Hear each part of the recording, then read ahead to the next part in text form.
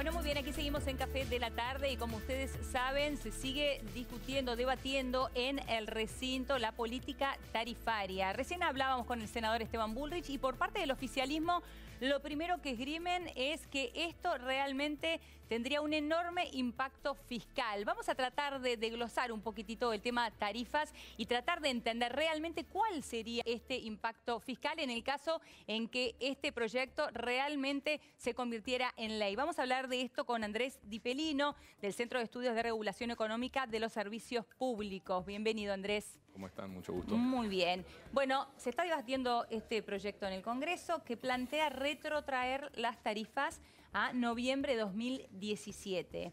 Entre otras cosas, ¿no? Pero este es uno de los puntos principales porque el otro artículo que hablaba de la reducción del IVA han decidido quitarlo. El gran meollo de la cuestión aquí está en el costo que tenemos de la energía en la Argentina. ¿Cuánto nos cuestan los subsidios? ¿En dónde está el meollo? Bueno, el meollo, como vos lo llamás, es múltiple.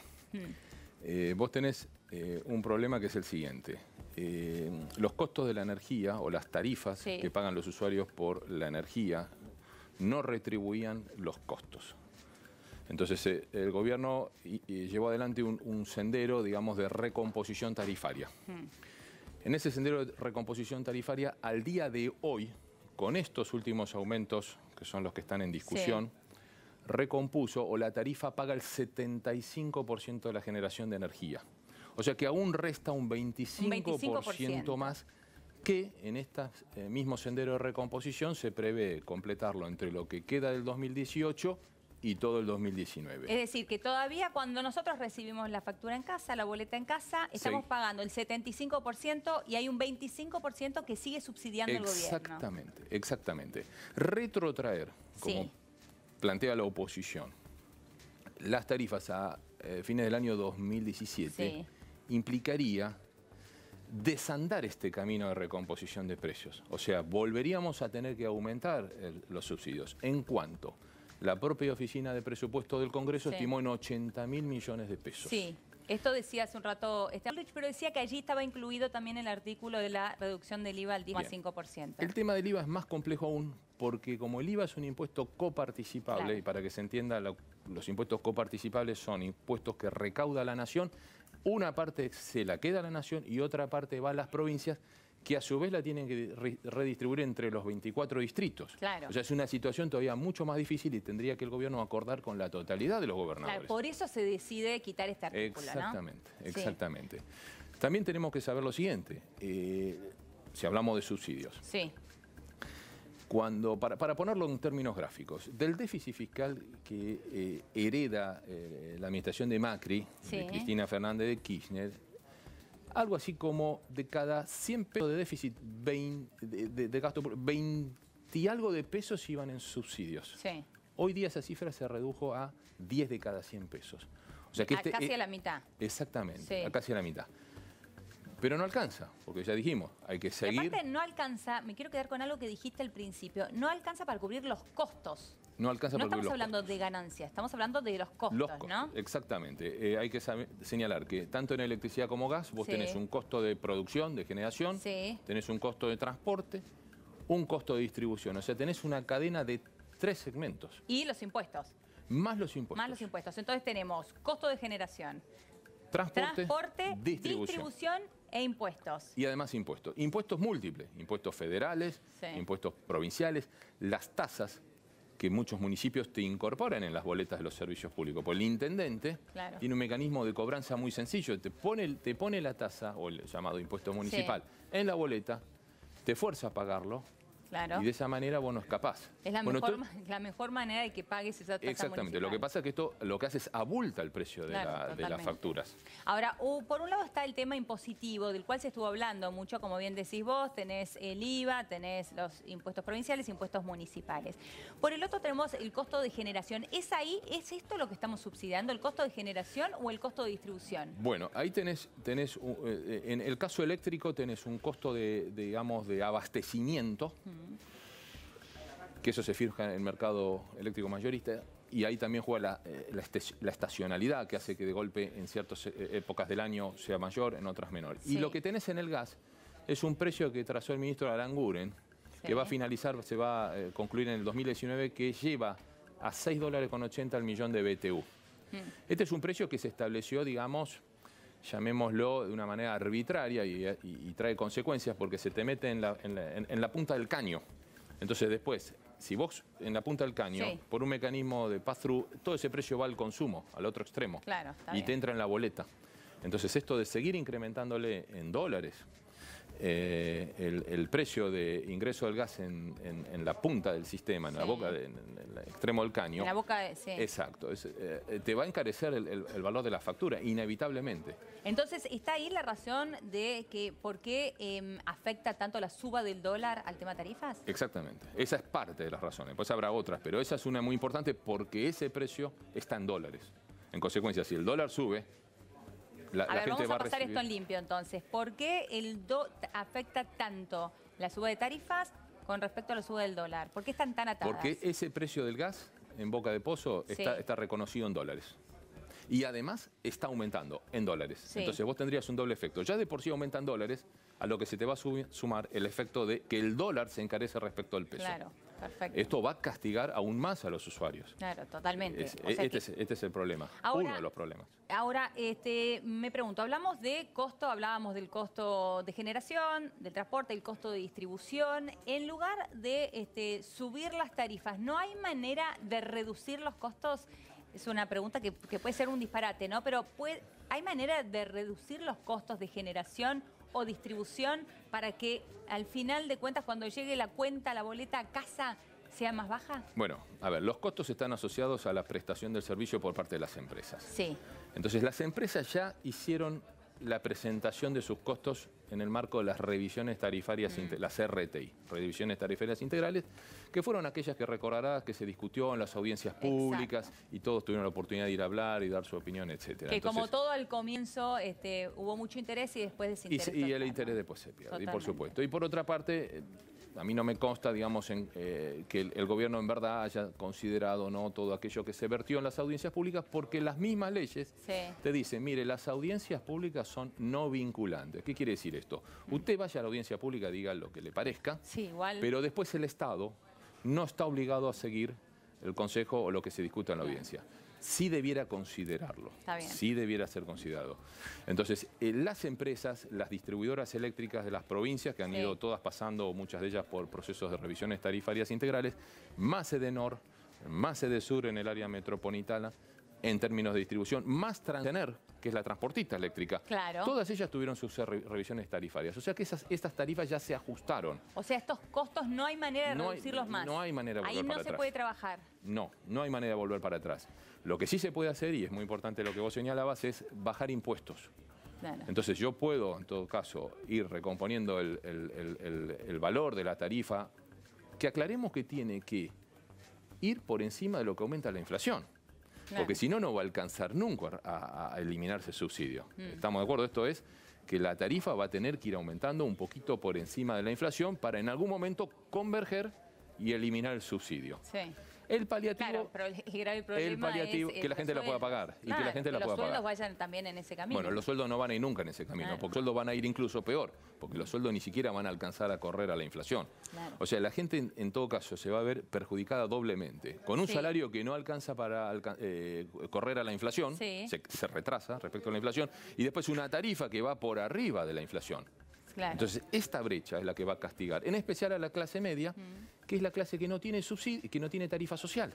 Porque el pobre, mal o bien, tiene algún beneficio vía tarifa social. La clase media no tiene nada que la proteja. Y estaba acostumbrada al subsidio también, ¿no? Estaba acostumbrada al subsidio, a un subsidio que, repito, alcanzó allá por fines del gobierno de Cristina Fernández de Kirchner, diciembre de 2015, algo así como entre 4 y 5 puntos del PBI, subsidios a la energía y al transporte. Vamos a repetir esto. ¿Cuántos puntos del PBI representó subsidios? Allá por el 2015, entre 4 y 5 puntos. Entre 4 y 5 energía puntos del PBI. Más transporte. Del Producto Bruto Interno. Sí. Esto es energía más transporte. Más transporte. O sea, subsidios al transporte y subsidios en la energía. Donde el grueso del peso estaba en energía, que es electricidad y gas. ¿Y hoy en cuánto estamos?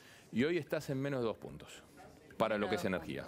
Para lo que es energía. Solamente energía. Solamente energía. Bueno, igualmente es mucho todavía. Es mucho, estarás entre 1,7 y 1,8. Claro. Que sigue siendo mucho y que el gobierno pretende terminar de resolver en el año 2019.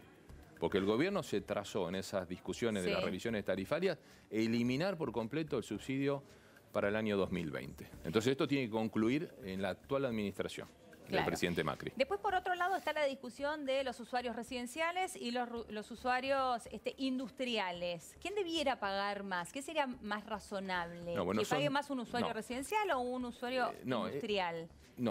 A ver, vamos a aclarar lo siguiente. Los cuadros tarifarios tienen categorías. Sí. Esas categorías incluyen un lote de usuarios residenciales, un lote de usuarios industriales y un lote de usuarios comerciales, que no son comparables entre sí. Porque yo no puedo comparar lo que gasta un shopping versus lo que gastamos nosotros en nuestras casas versus lo que gasta una automotriz. Claro. No es comparable. Cada una de ellas tiene su propia tarifa y esto está resuelto en los cuadros tarifarios que también fueron puestos a consideración en las audiencias públicas. Claro. Entonces, a lo que voy es, para el que nos mira, es decirle, mira, no es comparable. No es comparable lo que ocurre en una industria con lo que ocurre en tu casa, con lo que ocurre en un comercio. Lo que sí podemos decir, en todo caso, que el gobierno o los gobiernos tienen la potestad de que en la emergencia energética o en el caso de que te falte energía, es el gobierno el que va a resolver a quién le corta. A quién le da prioridad y a quién le corta, ¿no? La Argentina, durante los gobiernos del kirchnerismo, eligió cortarle a la industria. Sí. Y sostener el consumo residencial, aún a esos valores irrisorios. Claro, que estaban subsidiados, ¿no? Ridículos, como decíamos, no puede costarte la luz menos que una pizza, menos que un café con leche. Y también vamos a recordar que en aquel momento el subsidio era, no tenía distinción, estaba subsidiada una persona en Recoleta como, exactamente, como cualquier persona estaba subsidiada. Era todo, para que se entienda, era como que el área metropolitana de Buenos Aires y Gran Buenos Aires, todo lo mismo, era una suerte de gran tarifa social para todos. Claro. Y por el otro lado estaban aquellos, los más vulnerables, que pagaban una garrafa que realmente era carísima, a valores de mercado. Claro. Que costaba 5 o 6 veces más cara que el gas natural por red, el que recibimos nosotros en nuestras casas. 5 o 6 veces más cara. Después a esos segmentos de la población se le puso la garrafa social, que es un gran mérito. Afortunadamente. Tienen garrafa social. Lo que pasa es que a veces cuesta conseguirla, cuesta encontrarla y tenemos problemas de fiscalización de ese sistema porque convengamos que esa garrafa social se sostiene gracias también a aportes del Tesoro.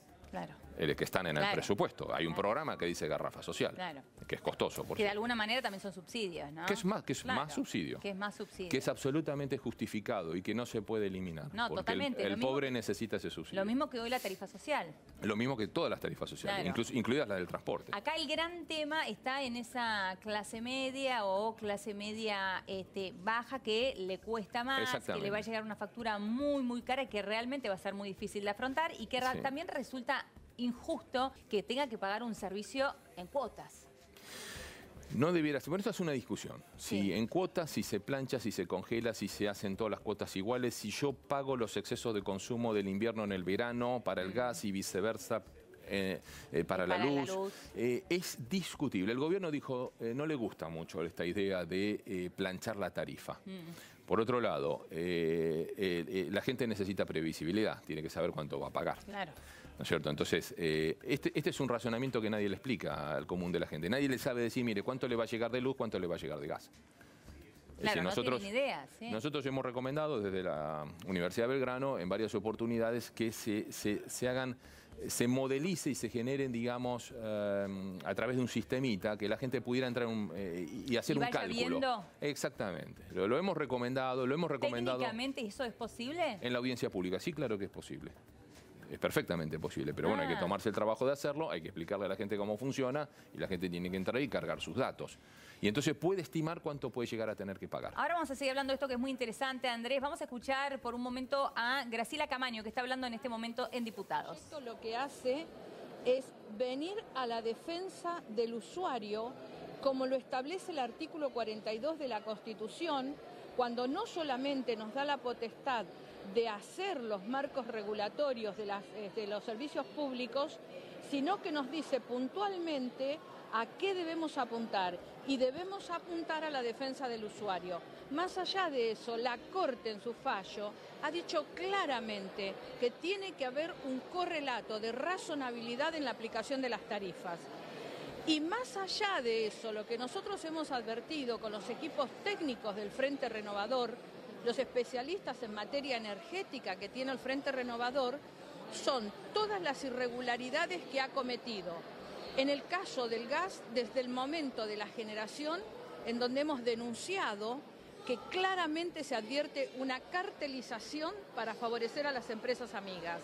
Y en el proceso de transporte y de distribución hay irregularidades, incluso con las propias decisiones que han tomado en las diferentes disposiciones y normas que ha dictado no solamente el ENRE, sino también el Poder Ejecutivo a través del Ministerio de Energía. Ahora, ¿usted cree que si ustedes aprueban esta ley, o sea, pasa primero media sanción y después en Senado, y el gobierno la termina vetando? ¿Creo que el trabajo que hicieron desde la oposición termina siendo inútil o deja expuesto al gobierno en esto? Nosotros vamos a hacer un reclamo judicial porque creemos que los argumentos que hoy hemos expuesto y que ya terminará de exponer en la parte de distribución y transporte el diputado Grandinetti, ameritan que nosotros mínimamente le pidamos a la justicia que investigue si efectivamente el Poder Ejecutivo ha ido en consonancia con el fallo de la Corte Suprema de Justicia. Nosotros entendemos que no, y hoy en el discurso que hicimos claramente fuimos marcando detalladamente por qué sostenemos esto. Gracias. Perdón, a ver, Eduardo, vos me decís, pero... Bueno, ahí entonces... Bueno, allí Graciela Camaño hablaba específicamente del fallo de la Corte Suprema de Justicia, y de esto hablábamos mientras la escuchábamos con Andrés, que habla de razonabilidad en principio. Sí, esto que señala la diputada es muy importante porque la Corte Suprema, cuando le frena el tarifazo en el 2016 del gas y le retrotrae el cuadro tarifario, le dice, bueno, vaya, haga las audiencias, explique, etcétera, etcétera. Le dice, mire, la tarifa tiene que... Primero, los precios de la energía tienen que ser razonables. Sí. Segundo, tienen que ser recompuestos en forma gradual. Y segundo, y tercero, las familias tienen que tener capacidad de pago. O sea, hay que mirar las condiciones en las cuales las familias se encuentran para darle una tarifa de un servicio que estén en condiciones de pagar. Estos tres principios...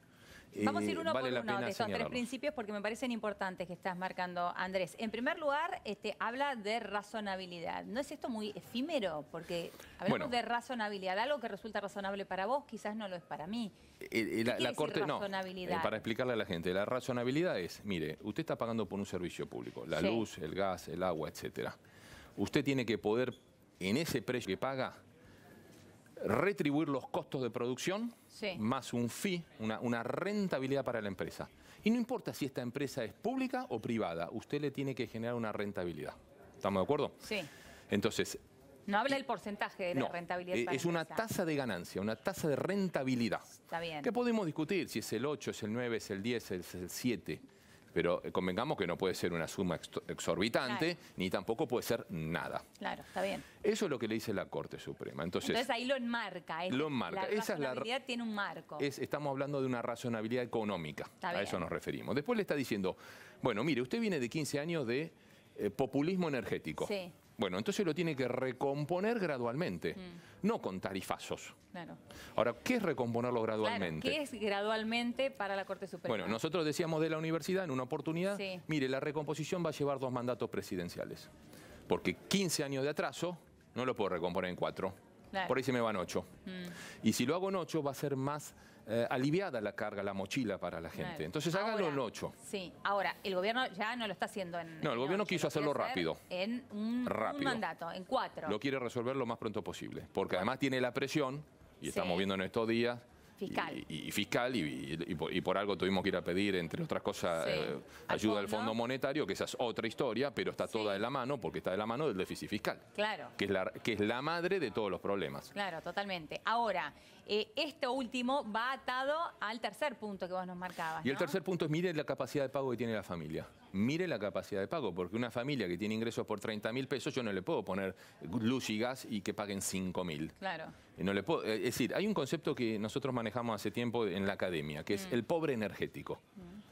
Todos sabemos lo que es un pobre. Sí. Pero todos sabemos lo que es un pobre energético, ¿no? ¿Qué es un pobre energético? Un pobre energético es aquella familia que detiene más del 10% de su ingreso a pagar energía, son pobres energéticos. Están empobrecidos. Aquella familia, entonces, con núcleos familiares. Que tiene que destinar el 10% de todos sus ingresos. O más. 10% claro, o más. 10% o más. A energéticos. A energéticos son pobres energéticos. Son pobres energéticos. Y esta es una categoría que ya la están usando en Europa, la están usando en Estados Unidos, la están usando en el resto del mundo. Sí. Entonces, ojo, porque estos tarifazos me van a transformar un montón de esta clase media que decíamos, me los van a transformar en pobres energéticos. Claro. Y después no se sale fácil de la pobreza energética. Ahora, Andrés, por otra parte, vos decís, entonces, esto que está planteando la oposición, ¿no? Que recién planteaba Camaño, como representante del Frente Renovador, que es uno de los impulsores de esto que se trató en el día de hoy en Diputados, que se trata en el día de hoy en Diputados, habla justamente de que las tarifas vayan acompañando la evolución de los salarios. Ahí estaría este tercer punto de la Corte Suprema. El tercer punto estaría de la mano de eso, ¿no? Sí. Digamos. Y entonces, pero ahí hay que encontrar un equilibrio, porque si las tarifas se recomponen exactamente en el mismo porcentaje que aumentan los salarios, el subsidio no se puede eliminar nunca. Claro. Entonces va a haber que encontrar un equilibrio. Bueno, pero ahí entonces iríamos al segundo punto y hablaríamos del gradualismo. Bueno. Y diríamos, bueno, para que se pueda cumplir el tercer punto, vayamos por un segundo punto en más largo tiempo. Exactamente. Lo llamativo es que es un gobierno que pregona el gradualismo en términos generales y sin embargo, en el caso de la energía, no va por gradualismo, va por digamos, tarifazos así de sopetón, digamos, ¿no? ¿Cierto? Entonces, ¿por qué no le va aumentando? Gradualmente, todos los bimestres un poquito más de la inflación. Entonces eso alivia el bolsillo de la gente. Totalmente. Ahora, uno también se pregunta del otro lado, bueno, si el gobierno tuviese ese dinero, ¿no lo haría? ¿Que sería más simpático para todos? Bueno, si tuviese el dinero probablemente lo haría. El problema es que hoy el gobierno está quebrado. La Argentina fiscalmente está quebrada. Esto yo no sé si fue o no una decisión acertada al principio del cambio de la administración, no decirlo con todas las letras. Claro. Decirle, mire, a los argentinos, mire, agarramos un Estado quebrado. Lo salen a decir 2 años y medio después. Entonces a la gente le cuesta entender cómo es, 2 años después. Claro, cómo es que después de 2 años y medio... claro, le estamos diciendo de la herencia, después de 2 años y medio. ¿Cómo no me lo dijiste el primer día? Ahora, Andrés, vos tocaste un punto que me parece clave. Muchísima gente que está en casa en este momento está cada tanto mirando debajo de la puerta para ver si le llega la factura. Y con miedo del monto que le va a llegar en esta próxima factura. Contanos cuál es esta propuesta que tienen ustedes entonces para que la gente pueda de a poco ir mirando cuál es su consumo y no se encuentre con un susto a fin de mes. La propuesta fue hacerlo, en lugar de en un periodo, en 2 mandatos. Hacerlo gradual.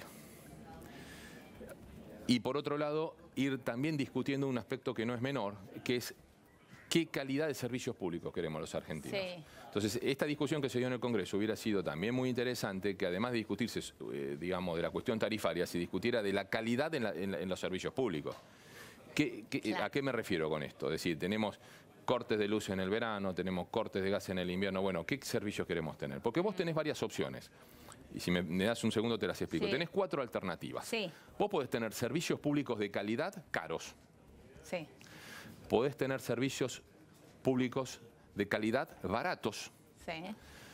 Podés tener servicios públicos malos y caros. Sí. Y malos y baratos. Sí. Lo que teníamos eran malos y baratos. Vos que tenés que elegir de estas 4 dónde querés estar. Claro. Porque nosotros pasamos por las 4, ¿eh? La Argentina no se privó de nada a lo largo de su historia. Entonces, en este momento estás teniendo servicios públicos malos y caros. Claro. ¿Cómo salimos de esto? Veníamos de malos y baratos y ahora estamos en malos y caros. Y alguna vez tuvimos buenos y baratos a la salida de la convertibilidad. Las empresas se comieron capital, se descapitalizaron y durante la convertibilidad tuviste servicios públicos buenos y caros, con tarifas en dólares. Clarísimo, Andrés. Entonces tenés que elegir cuál de estas 4 querés estar. Claro. Y esta hubiera sido una discusión interesante en el Congreso, que no se dio. Tal cual. Muchísimas gracias, a ustedes. Andrés. Un placer hablar con vos. Hasta la próxima. Vamos a hacer una pequeña pausa en Café de la Tarde. Ya venimos con más.